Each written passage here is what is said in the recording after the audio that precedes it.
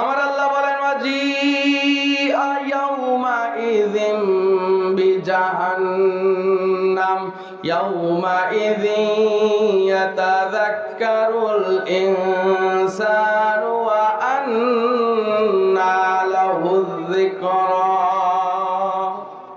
ওয়াজিআ ইয়াউমা ইযিম বিজাহান্নাম, সেদিন জাহান্নামকে হাসরের মাঠে নিয়ে আসা হবে। জাহান্নামকে হাসরের মাঠে নিয়ে আসা হবে। জাহান্নামকে কিভাবে নিয়ে আসা হবে এর বর্ণনা দিতে গিয়া রিয়াদুস সালেহিন 402 নম্বর হাদিসে আল্লাহ রাসূল বলছেন সাবউনা আলফা জিমামিন কুল্লু জিমামিন সাবউনা আলফা মালাকিন। কিয়ামতের দিন যখন জাহান্নামকে হাসরের মাঠে উপস্থিত করা হবে, জাহান্নামের গলার মধ্যে থাকবে 70,000 লাগাম। কত হাজার? 70,000 লাগাম। কুল্লু জিমামিন সাবউনা আলফা মালাকিন।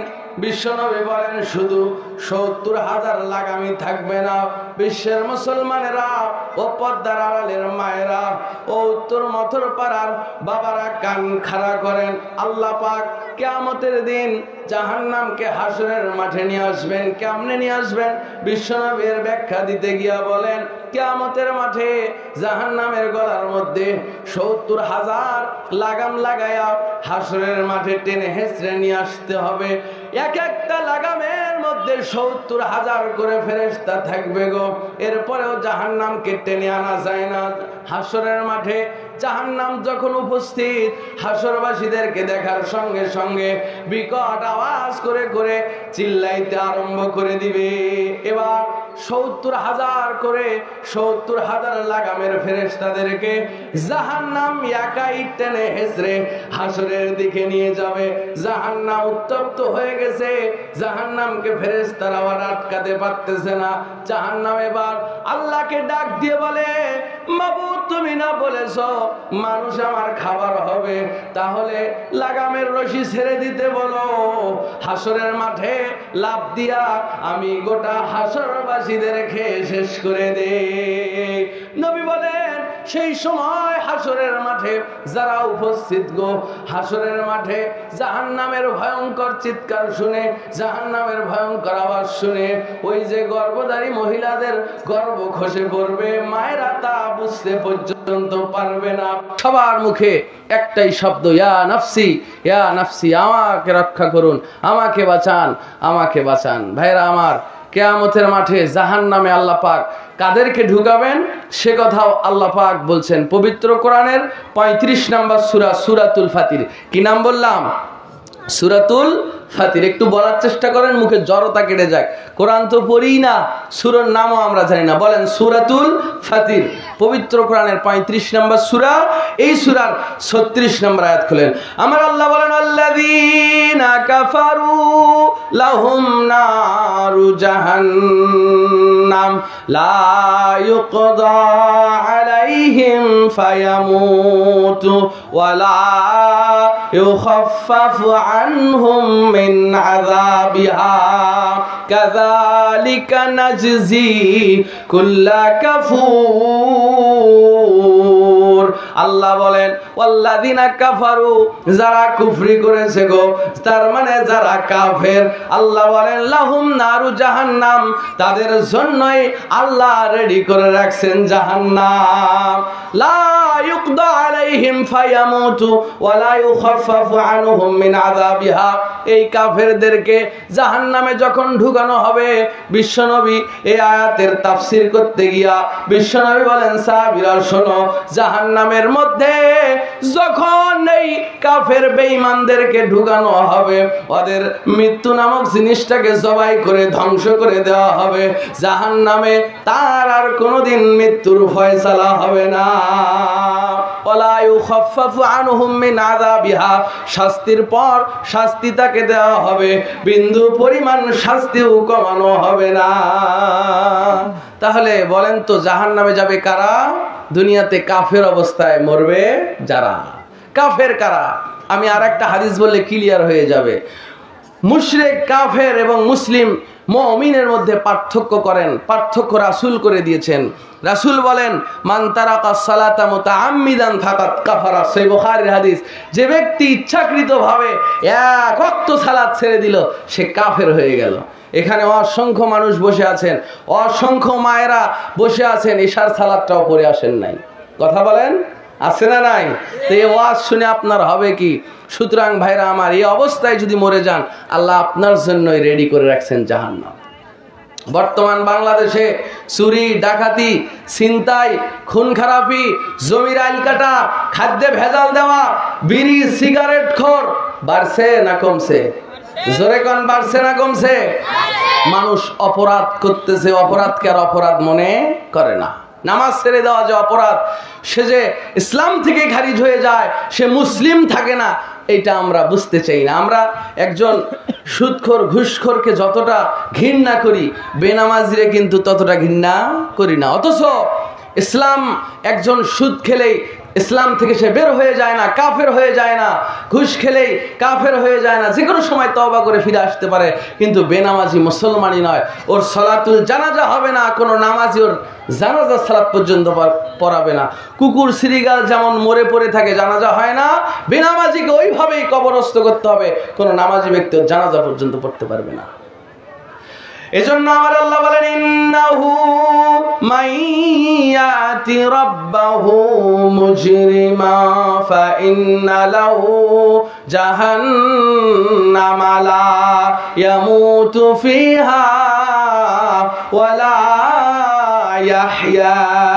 এটা পবিত্র কোরআনের 20 নম্বর সূরা, সূরাতুত তাহা 74 নম্বর আয়াত। আল্লাহ বলেন, ইন্নাহু মাইয়াতি রাব্বাহু মুজরিমান, নিশ্চয় যে ব্যক্তি আল্লাহর কাছে মুজরিম অবস্থায়, পাপিষ্ঠ অবস্থায়, অপরাধী অবস্থায় দেখা করবে, সাক্ষাৎ করবে, তার মানে আল্লাহর কাছে যারা কিয়ামতের দিন পাপিষ্ঠ অবস্থায় অপরাধ নিয়ে আল্লাহর সামনে দাঁড়াবে, ফাইন্না লাহু জাহান্নাম, আল্লাহ বলেন তার জন্যই আমি আল্লাহ রেডি করে রেখেছি জাহান্নাম, লা ইয়ামুতু ফিহা ওয়ালা ইয়াহইয়া। আল্লাহ বলেন পাপিষ্ঠদের জাহান্নামে ঢুকাবো, জাহান্নামে যাওয়ার পরে পাপিষ্ঠরা মরবেও না, ওরা বাঁচবেও না, ওরা বেঁচেও থাকবে না, আবার মরেও যাবে না, শাস্তির পর শাস্তি চলতে থাকবে। ভাইরা আমার, দুনিয়াতে সামান্য গরম তৈলের এক ফোঁটা তৈল যদি শরীরে লাগে গো, সঙ্গে সঙ্গে ফোঁসা পড়ে যায়। সামান্য এক ফোঁটা গরম তৈলের তাপ আমরা সহ্য করতে পারি না।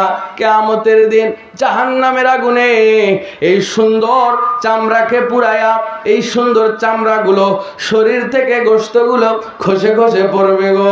জীবন্ত মানুষের শরীরের গোশত যদি খসে পড়ে, কতটা কষ্ট হতে পারে চিন্তা করেন। শাস্তির পর শাস্তি, এরপরে শাস্তি শেষের কোনো ক্ষমতা নাই, শাস্তি কমানোরও কোনো ক্ষমতা নাই, শাস্তির পর শাস্তি চলতে থাকবে, মরবেনও না, বাঁচবেনও না।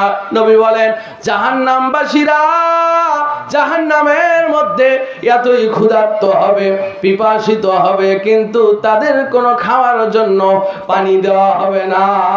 আমার আল্লাহ বলেন, লা ইয়াযুকুনা ফিহা বারদাও ওয়ালা শারাবা ইল্লা হামিমা ওয়া গাসসাকা।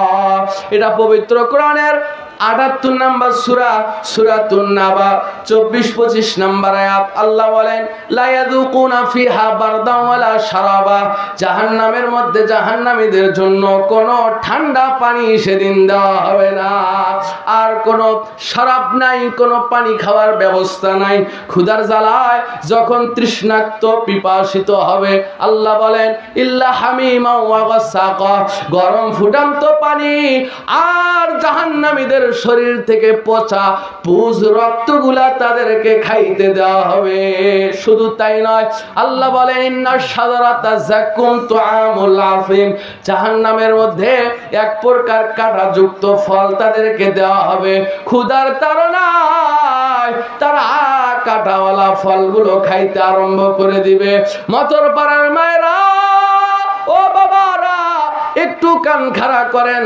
আল্লাহ পাক জাহান্নামে কেমন শাস্তি দিবেন। দুনিয়ায় সামান্য মাছের কাঁটা যদি গলায় আটকে যায় গো, সহ্য করতে পারি না। নবী বলেন জাহান্নামের কাঁটাযুক্ত ফল গলার মধ্যে এমন ভাবে আটকে যাবে, সে ওই ফলটাকে আর বাহিরেও বের করতে পারবে না, গিলেও ফেলতে পারবে না।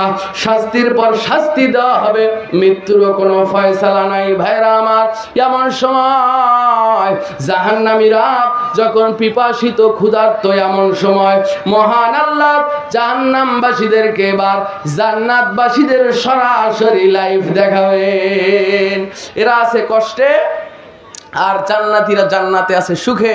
এবার জাহান্নামবাসীরা দেখতে পাবে জান্নাতবাসীরা জান্নাতের দিক বিদিক যায়, বিভিন্ন প্রকার ফলমূল খায়, যা মন চায় তাই খায় গো, বিভিন্ন শরাব খায়, পানি খায়।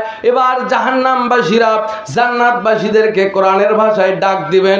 পবিত্র কোরআনের 7 নম্বর সূরা, সূরাতুল আরাফ 50 নম্বর আয়াত খুলেন। আল্লাহ বলেন, আমার আল্লাহ বলেন, ফানাদা আসহাবুন নার আসহাবাল জান্নাহ আন আফিদু আলাইনা মিনাল মাই আও মিম্মা রাযাকাকুমুল্লাহ ক্বালু ইন্নাল্লাহা হাররামাহুমা আলাল কাফিরিন। এবার জাহান্নামবাসীরা যখন জান্নাতবাসীদেরকে দেখতে পাবে, তারা দিক বিদিক যাচ্ছে, বিভিন্ন প্রকার ফলমূল খাচ্ছে। জাহান্নামবাসীরা এবার ডাকতে থাকবে, ও জান্নাতবাসীরা, আমরা বড়ই পিপাসিত, বড়ই ক্ষুধার্ত গো, জান্নাত থেকে আমাদের জন্য একটু পানি পাঠাও। আল্লাহ তোমাদেরকে যে রিজিক দিয়েছেন ওখান থেকে কিছু খাবার পাঠাও। জান্নাতবাসীরা এবার জাহান্নামবাসীদেরকে এবার ঘোষণা করে বলবেন, ক্বালু ইন্নাল্লাহা হাররামাহুমা আলাল কাফিরিন। নিশ্চয় মহান আল্লাহ জান্নাতি তামাম নাজ নেয়ামত ওই কাফেরের উপরে হারাম করেছেন। এই আয়াত প্রমাণ করলো জাহান্নামে থাকবে কারা? কাফের অবস্থায় মরবে যারা। কাফেরদেরকে আল্লাহ পাক জাহান্নামে ঢুকাবেন। ভাইরা আমার, জাহান্নামের শাস্তির ভয় কি আমাদের অন্তরে একবারও ঢোকে না? বেনামাজি অবস্থায় আপনি রাতে ঈশা না পড়ে ঘুমান কেমনে? ফজরে যে উঠতে পারবেন, ঘুমটাও তো এক প্রকার মৃত্যু। আল্লাহ আপনার কত নিকটে দেখেন।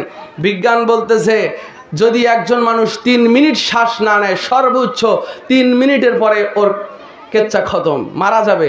আপনি ঘুমানোর পরে এই শ্বাসটা সারা রাত চালু থাকে।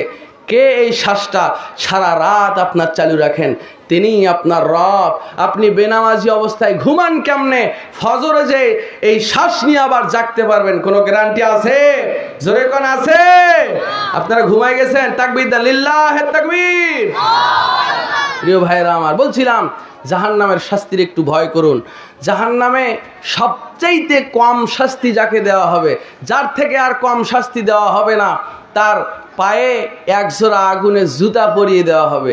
এই আগুনের 1 জোড়া জুতা পায়ে পড়ার কারণে তার মাথার মগজগুলো টকবক টকবক করে ভাতের মারের মতো গলে গলে পড়বে। সে চিন্তা করবে যে মনে হয় সবচাইতে বেশি শাস্তি আল্লাহ আমাকেই দিচ্ছেন, অথচ নবী বলেন সবচাইতে কম শাস্তি এটা, তার পায়ে 1 জোড়া শুধু আগুনের জুতা পরায় দেওয়া হবে। আর সেই লোকটা হলো রাসূলের চাচা আবু তালেব। কি নাম বললাম? রাসূলের চাচা আবু তালেব। একটু সামনে যাই। বিশ্বনবী যতদিন দুনিয়াতে বেঁচে ছিলেন চাচার জন্য আল্লাহর কাছে দোয়া করেছেন। ভাইরা আমার, নবী আমার 6 বছরে মা হারা, মার পেটে বাবা হারা এতিম নবী দাদার কাছে মানুষ হইতেন। দাদাও যখন মারা গেল, নবী আমার এবার চাচা আবু তালেবের কাছে থাকতেন। চাচা আবু তালেবও যখন মারা গেল গো, রাসূল আমার একেবারে ভেঙে পড়লেন। আম্মা জান খাদিজাতুল কুবরা এবং রাসূলের চাচা আবু তালেব সামান্য কয়েকদিনের আগ পাশ করে মারা যায়। দুইটা মানুষকে একভাবে হারায়া রাসূল একেবারে ভেঙে পড়লেন। ভাইরা আমার, বলছিলাম আবু তালেবকে কিয়ামতের দিন সবচাইতে কম শাস্তি আল্লাহ দিবেন। তার প্রমাণ হলো বিশ্বনবীর চাচা আবু তালেব যখন মারা যায় গো, মৃত্যু শয্যায় যখন শায়িত, রাসূল আমার চাচার পাশে গিয়া চাচার পাশে দাঁড়ায়া এবার চাচাকে কালেমার দাওয়াত দিলেন। ডাক দিয়া কয়, চাচা গো, জীবনে কত কাফের মুশরিককে মুসলমান বানায়া জাহান্নাম থেকে আমি রক্ষা করলাম। চাচা গো, আপনি মৃত্যু শয্যায়, আপনি যদি মুশরিক অবস্থায় মারা যান, আমি নবী আপনাকে রক্ষা করতে পারবো না। চাচা যান, আমি নবীকে যদি নবী হিসাবে নাও মানেন, পুরো কালেমাটা পড়ার দরকার নাই। চাচা গো, আপনি শুধু পড়েন লা ইলাহা ইল্লাল্লাহ, এই অংশটুকু শুধু পড়েন, আমি আপনাকে